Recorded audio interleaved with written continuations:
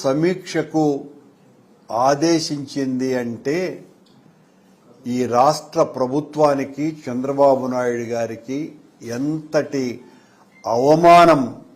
ఒక మాటలో చెప్పాలంటే వెంకటేశ్వర స్వామి ఆలయ పవిత్రతను సర్వనాశనం చేసినారు అని కేంద్ర ప్రభుత్వమే చాలా సీరియస్గా స్పందించటం, వెంటనే బిత్తరపోయినటువంటి చంద్రబాబు నాయుడు, పవన్ కళ్యాణ్ గారు నిన్న అమిత్ షా గారు విజయవాడకు పర్యటనకు వచ్చిన సందర్భంలో ఆయన కాళ్ల వేళ్ల భంగపడి ఆ సమీక్షను రద్దు చేస్తున్నట్టుగా మరో ప్రకటన. మొదటేమో ఒక సీనియర్ ఐఏఎస్ సీనియర్ అధికారి నుంచి సమీక్షకు పంపుతున్నాము అని చాలా స్పష్టంగా ఆదేశాలు ఇస్తే, రాత్రి హడావిడిగా ఇచ్చినటువంటి ఈ ప్రకటనలో అధికారికమైనటువంటి సంతకాలు ఏవీ లేకుండా తమాషగా ఉంది కూడా ఈ రద్దు ప్రకటన. జియో control room officer, ministry of home affairs పేరుతో వచ్చింది. అదేమో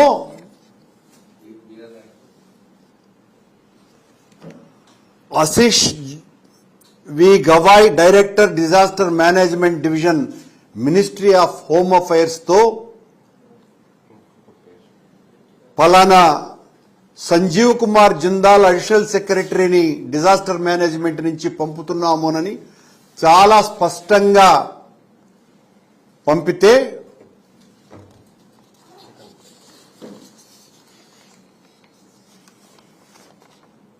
ఈ రెండు ప్రకటనలు ఇవి.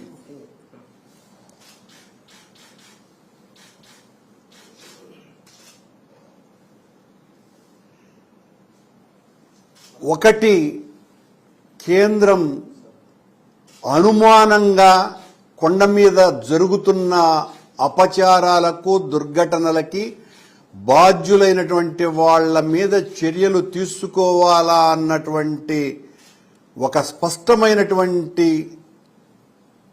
అంశంగా పరిగణించి వాళ్ళు ఓ అధికారిక సమావేశం ఏర్పాటు చేయాల్సిన అవసరం ఉంది అని 17వ తారీఖున ప్రకటించటము.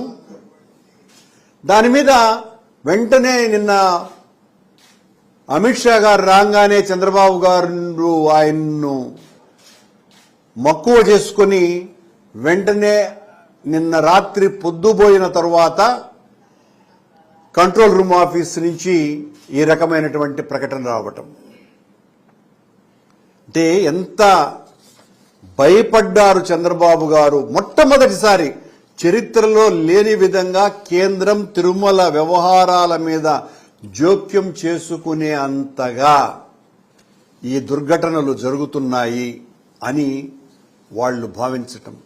ఇదే కేంద్రం నుంచి సాక్షాత్తు ప్రైమ్ మినిస్టర్ సెక్రటరీ గారే, నేను టీటీడీ చైర్మన్ గా ఉన్నప్పుడు ఆ రామాలయ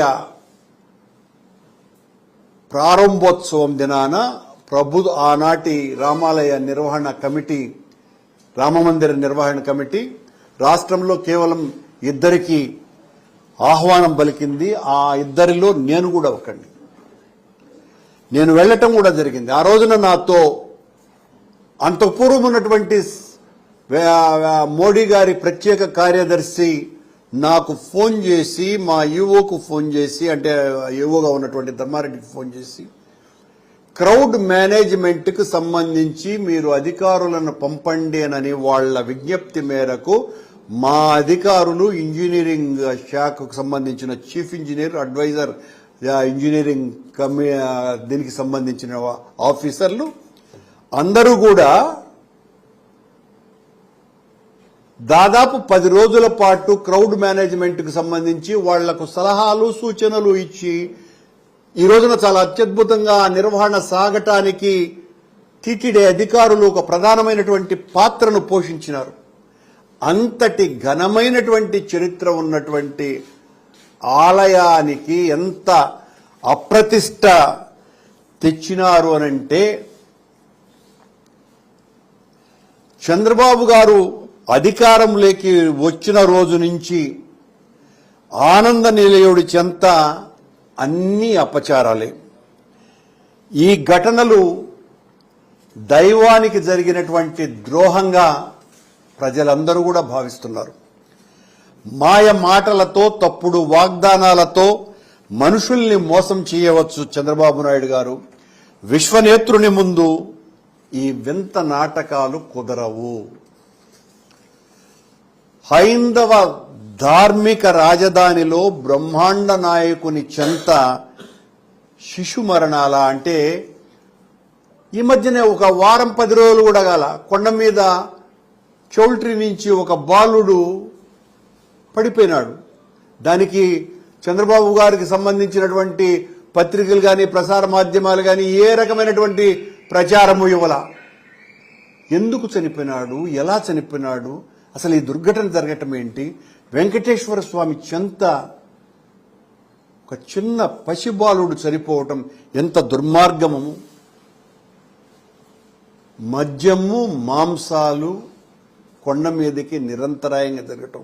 నిన్ననే బిర్యానీ తింటూ పైకి ఎలా పోయిందో కూడా పర్యవేక్షణ చేయనటువంటి అధికారుల అలసత్వంతో రాజ్యమేలుతోంది తిరుమల ఆలయం. మధ్యలో 3-4 సార్లు మద్యం బాటిళ్లు పట్టుకున్నట్టు కూడా పత్రికల్లో వచ్చింది. ఎన్ని రకాలైనటువంటి వీటి మీద ఏ రకమైనటువంటి విచారణ చేయకుండా అడ్డుకోవటాలు చేస్తున్నారు చంద్రబాబు గారి ప్రభుత్వం. ఏం పట్టించుకోవటం, మొద్దు నిద్ర వహించటం తప్ప ఒకటి లేదు. అన్ని అబద్ధాలే, అన్ని అపచారాలే, అన్ని అపశృతులే. సర్వసాక్షిని మోసం చేయటం సామాన్యునికి అంటే చంద్రబాబు గారికి వీలవుతుందా? సాధ్యం కాదు.